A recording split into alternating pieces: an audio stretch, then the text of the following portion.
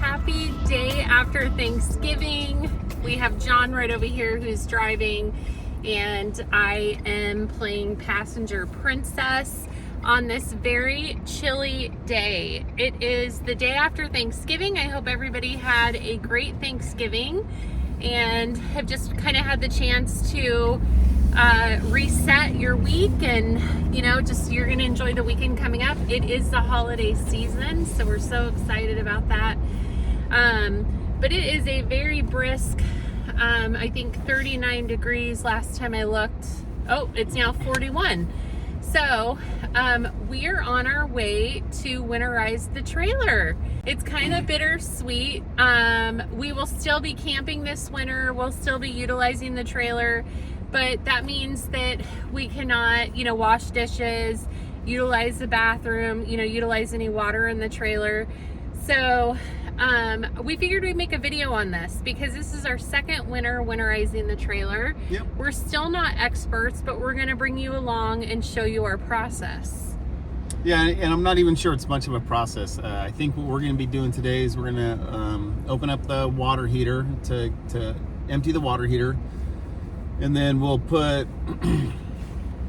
a little bit of RV antifreeze in the black tank and the gray tank. Neither one of those tanks is full. Like, they're pretty close to empty, so I don't even think you really have to do that. That's something that there's still a little water in there. It's not going to create enough pressure, I wouldn't think, to and what is the crack them anyway. What's the tool that you use to blow out the water lines? And then we have a thing that came with the trailer that basically puts a Schrader valve on a hose fitting, so we'll be able to put that onto the trailer, and then I have a air compressor that we'll use to kind of fit onto that Schrader fitting and blow out the air lines. Hopefully I can find that fitting also. We'll see. Yeah, so we'll show you how we do this. We also drain the water heater. I think you were talking you're going to be buying a new rod for the water heater. An anode, yeah. An anode rod, that's how you say it. So that's something we'll show you too. We have a funny story about last year when we emptied the water heater. We'll tell you that as we get further into the video. And so without further ado, let's go winterize the trailer. Here we go.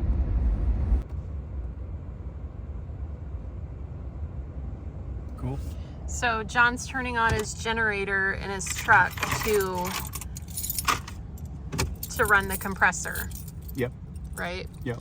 So I think we have a video that he's gone over this before, but I know this is new to some people, so definitely let us know if you have any questions on what exactly that means. But John's F-150 has a generator built into his truck bed, so it's pretty cool and has been come in very handy. A few times, yeah. A few times.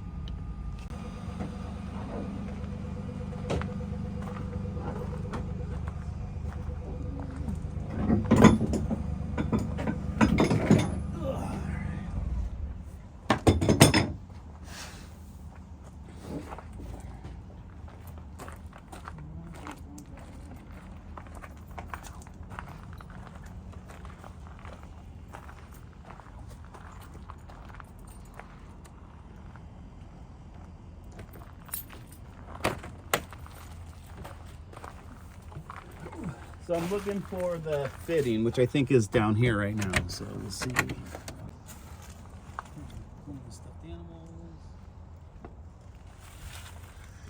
And this is the fitting for the air compressor thing, right? Yeah. Fishing gear.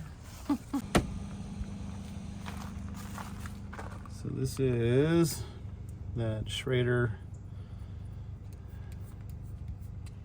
valve onto a regular hose fitting.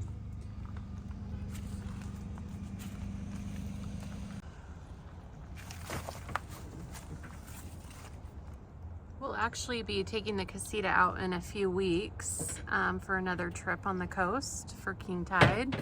So make sure you stay tuned for that video. And you're gonna need to be inside as I blow this out. Right. I just opened up the water lines. Watch those.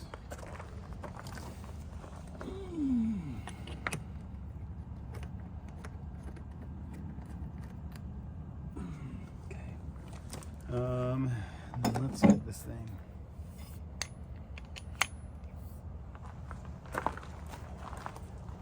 All right, so this is our water heater. John will explain what he's doing. So there's an anode rod in here, and what that does is that basically it's, I don't want to say weaker metal, but like corrosives are more attracted to that. It's like a lead rod. I think it's lead. And basically that way the corrosive materials attack that instead of the water tank itself. So it keeps your water tank from basically rusting out. And so last year when we did this in very cold temps, and it was John's first attempt at doing it, and the whole water heater, which was only cold water at the time, completely sprayed all over him. We'll see if it happens again. Oh.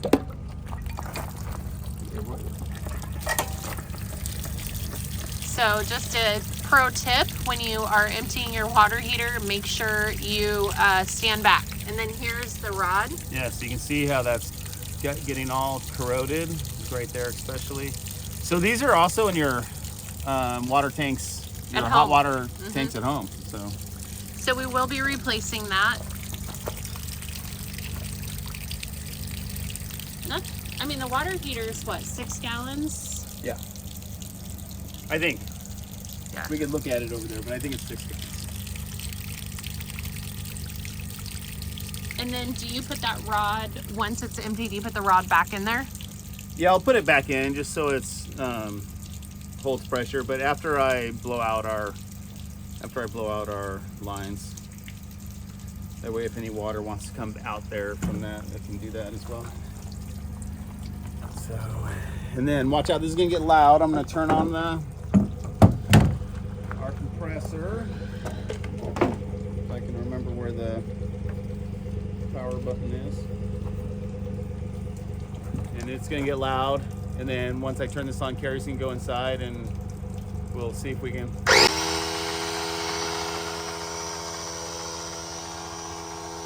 a while to come up to 10.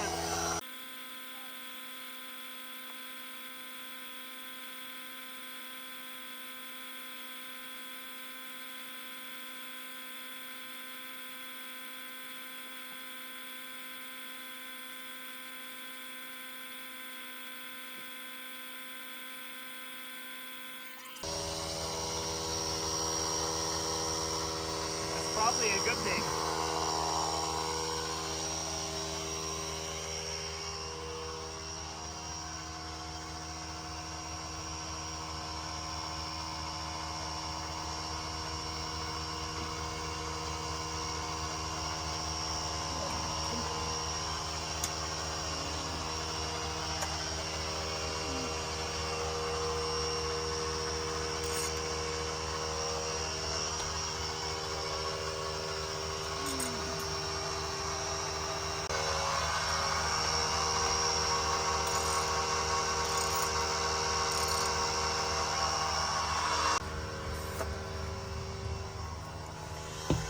So what I'm looking for while John is blowing that out is we have all the faucets turned on.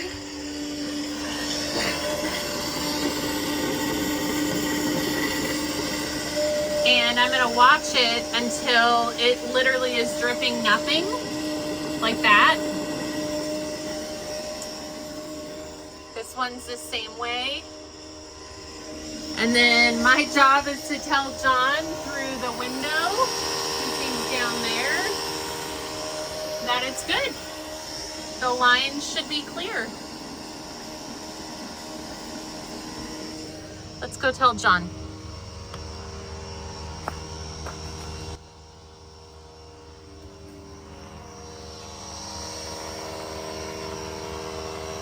We're good.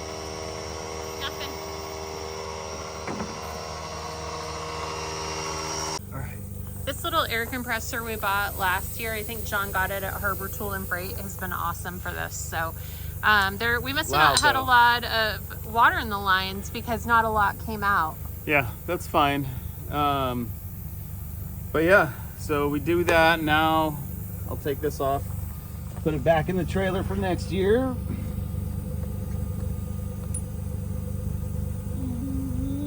And you said we have the stuff in here? Yeah. The antifreeze? Yeah. Yeah. I just never took it out of the bathroom.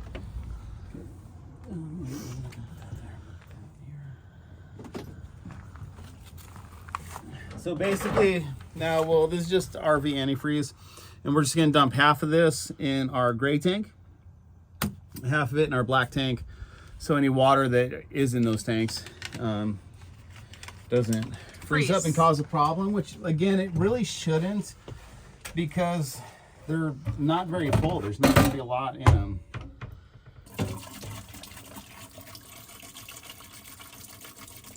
So basically, with the antifreeze and everything being in, we won't be able to utilize the toilet because we won't have water. That is where we turn to the bucket method. There's a toilet seat on top of that and a lid. And that's what we'll kind of use in the middle of the night. John usually still gets out and braves the campground at 2 a.m. But I am more of a stay in your trailer when it's that time of night.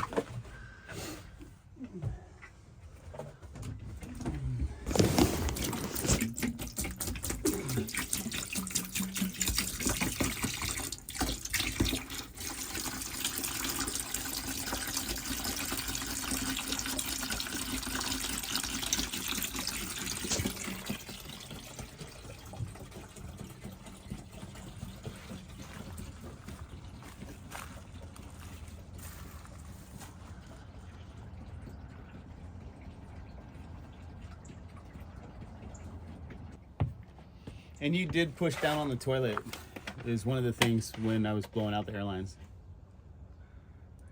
No, we're gonna I'm just gonna have Carrie push on the toilet. I'll blow out the airline one more time, or the water lines, just to make sure if there's any water in there. Again, if there's a little bit, it's not a big deal. It's if it's full of water, because then as the water expands, as it turns to ice, it can crack your lines, right? And so we just wanted to make sure that we don't have any damage from any of that. So yeah. So I missed my part here. I guess I was supposed to pull down on the, or push down. So I have to push down on the actual toilet Yeah, just pedal? like you're flushing it. Okay. But hold on until I get this screw back again. You start building up some pressure. All right, so, okay, let's go.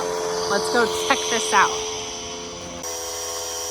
So basically, water is fed into your toilet when you flush, just like at home. And so if there's any water in that line, we just want to make sure that it is Okay, here out. I go.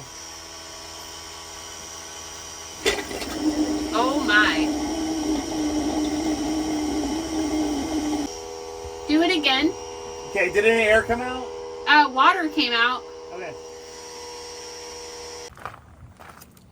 So water came out of that one? Water came out of the toilet. Not a ton, but yeah, it doesn't, yeah. I can't believe I forgot that part. Cool. It's important to know your parts, people. I think we're about done. We do gotta close this window. Yeah, I'll close it. I can do it from the inside, so I'll Here, lock it. You don't have to put Just on the counter? Yeah, just on the counter in that box. You don't have to put everything away. We'll do that when you come back out. Yeah.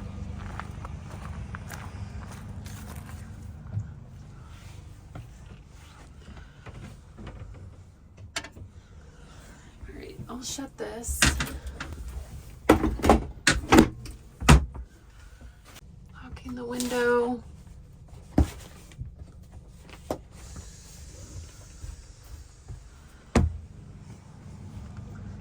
Okay, and something I do, honestly, every time we're at the trailer, I double check that it's chalked, which it is. I always check my windows are closed, which they are. And then I check that the wheel lock's on. And when the trailer is not winterized, I always remind John to turn off the water heater. So that's something you want to do, is turn the water heater off. In a nutshell, that's how we winterize our trailer. It actually doesn't take that long. Yeah, there's not a lot to it, at least for what we do. And it's really not a two-person job. I think it just makes it easier if you have a second person. And obviously I failed on one of my parts, which was the toilet, but I'll know better for next year. And then last year also we bought vodka, cheap vodka, to put in our water tank. Fresh water tank, right? So, which we didn't use our fresh water tank at all this year, really. We filled it up one time to use it. But then I don't think we really ended up using it, or if we did, it was very little. It seems like every time we wanted to use it, we forgot to fill it. We did fill it one time. We filled it once, and then we didn't need it. We thought we needed it. But we had water. We had city water. So we drained it. So it's fully drained. Tell them why we did the cheap vodka though. Well, we did cheap vodka just because it kind of works like an antifreeze, right? You have that alcohol that has a lot lower freezing temperature than water does. And we just didn't want to put chemicals in where we might be drinking out of the water, right? At some point.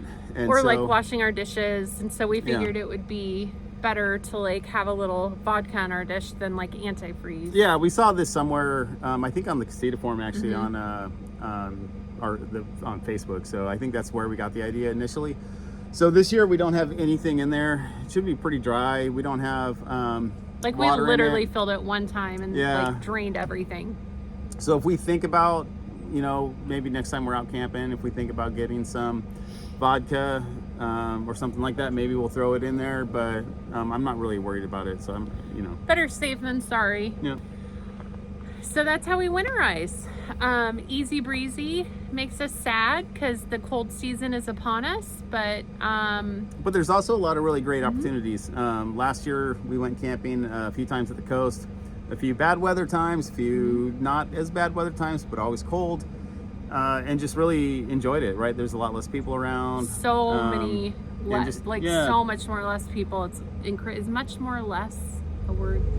A lot less people. It's pretty epic. It's pretty awesome. So so it's a fun time of year, but we knew we needed to get this done. We're actually going to dip down to 29 degrees for the next few days at night. So definitely below freezing, but our days they get above freezing. Yeah. Oh yeah. We just wanted to be safer than sorry. We love our little Holly Fairmont trailer, so we wanted to get this done. Yep. All right, we're gonna sign off here, and we have some errands we need to run today. But thanks so much for joining us for the short and sweet little video, but we just wanted to keep you updated on what we're doing, and we'll be back camping with you in a couple weeks. I also have some stuff planned for Christmas, so stay tuned for that. And do you have anything you want to say? No, although we will at some point. I don't have the stuff with me today. At some point we'll do a slight maintenance video, I guess. You'll be learning with us maybe on greasing the wheel bearings. So we've not done that yet. We've not done that yet. So that'll be an exciting one to stay tuned for also. All right, guys, have a great weekend, great week ahead. Happy Thanksgiving and all the fun things. All of them. See you later.